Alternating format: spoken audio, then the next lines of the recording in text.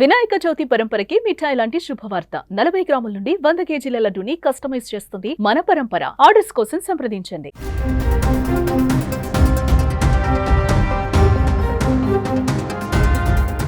America అధ్యక్షుడు Donald Trump Bharat పైన 50% సుంకాలు విధిస్తూ సంచలన నిర్ణయం తీసుకున్న సంగతి తెలిసిందే. అవసరమైతే మరిన్ని సుంకాలు విధించేందుకు కూడా వెనకాడబోనని ట్రంప్ హెచ్చరిస్తున్నారు. భారత్ మాత్రం రష్యాతో బంధం కొనసాగుతుందని, టారిఫ్ల భారాన్ని మోసేందుకు సిద్ధమని ప్రకటించింది. ఇలాంటి సందర్భంలో అంతర్జాతీయ వాణిజ్య సంబంధాలలో కీలక పరిణామం చోటు చేసుకుంది. భారత్పై అమెరికా అధ్యక్షుడు డొనాల్డ్ ట్రంప్ ప్రభుత్వం విధించిన భారీ సుంకాలపై చైనా తీవ్రంగా స్పందించింది. అమెరికా వైఖరిని బెదిరింపుగా అభివర్ణిస్తూ ఈ క్లిష్ట సమయంలో భారత్కు తాము సంపూర్ణ మద్దతుగా నిలుస్తామని స్పష్టం చేసింది. భారత్పై ఏకంగా 50% టారిఫ్లు విధించాలన్న ట్రంప్ నిర్ణయం అంతర్జాతీయంగా తీవ్ర చర్చనీయాంశంగా మారింది.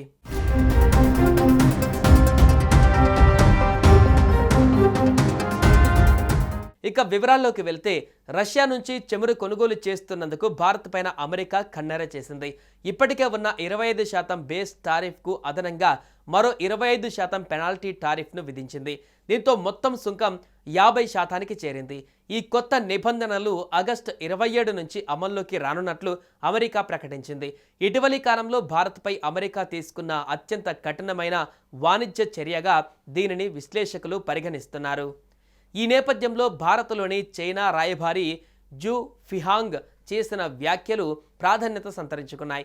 అమెరికా చర్యలను తీవ్రంగా ఖండిస్తూ ఒక బెదిరింపుదారుడి విషయంలో మౌనంగా ఉంటే అతనికి మరింత ధైర్యం వస్తుంది, అందుకే ఈ సమయంలో చైనా భారత్కు గట్టిగా మద్దతు నిలుస్తుంది అని ఆయన ఆగస్టు 21న స్పష్టం చేశారు. అంతకుముందు ఆగస్టు 7న కూడా ఆయన ఎక్స్ వేదికగా అమెరికాపై ఘాటు వ్యాఖ్యలు చేశారు. బెదిరింపుదారుడికి అంగుళం చోటిస్తే అతను మైలు దూరం ఆక్రమిస్తాడు అని పేర్కొంటూ టారిఫ్లను ఆయుధంగా వాడటం, ఐక్యరాజ్య సమితి చార్టర్ను, ప్రపంచ వాణిజ్య సంస్థ నిబంధనలను ఉల్లంఘించడమేనని తీవ్రంగా విమర్శించారు.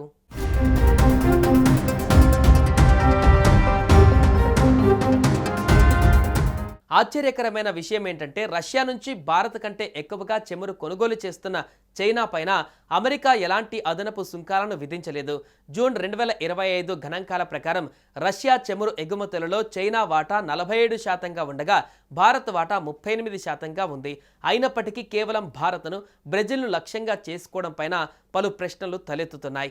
ఇదే విషయంపైన భారత విదేశాంగ మంత్రి ఎస్ జయశంకర్ కూడా స్పందించారు. అమెరికా నిర్ణయం ఆశ్చర్యం కలిగించిందని, 2022 తర్వాత రష్యాతో వాణిజ్యాన్ని గణనీయంగా పెంచిన దేశాలలో భారత అగ్రస్థానంలో లేదని, ఇతర దేశాలు ముందున్నాయని ఆయన గుర్తు చేశారు. అమెరికా చర్యలను అవకాశంగా మలుచుకుంటూ భారత్తో సంబంధాలను బలోపేతం చేసుకునేందుకు చైనా ప్రయత్నిస్తున్నట్లు కనిపిస్తోంది. ఇటీవల చైనా విదేశాంగ మంత్రి వాంగ్ ఈ భారత్లో పర్యటించి మంత్రి జయశంకర్తో సమావేశమైన సంగతి తెలిసిందే. ఇప్పుడు రాయబారి జూ ఫిహాంగ్ కూడా అదే స్ఫూర్తిని కొనసాగించారు. భారత్, చైనా రెండు ప్రధాన అభివృద్ధి చెందుతున్న దేశాలు. మనం ఐక్యంగా ఉంటే ఆసియాకు, ప్రపంచానికి రెండు ఇంజన్లుగా పనిచేయగలం. మన స్నేహం ఆసియాకు లాభం, మన ఐక్యత ప్రపంచానికి ప్రయోజనం అని ఆయన వ్యాఖ్యానించారు. పరస్పర గౌరవం, ప్రయోజనాల ఆధారంగా సంబంధాలను ముందుకు తీసుకువెళ్లాలని ఆయన పిలుపునిచ్చారు.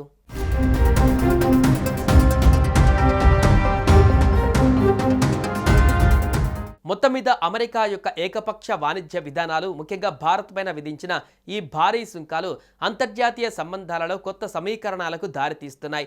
ఇది ఒకవైపు భారత్ అమెరికా సంబంధాలపైన దీర్ఘకాలిక ప్రభావం చూపే అవకాశంగా మారగా, మరోవైపు దశాబ్దాలుగా సరిహద్దు వివాదంతో సతమతమవుతున్న భారత్, చైనాల మధ్య ఆర్థిక వ్యూహాత్మక సహకారానికి కొత్త ద్వారాలు తెరిచే అవకాశంగా విశ్లేషకులు భావిస్తున్నారు.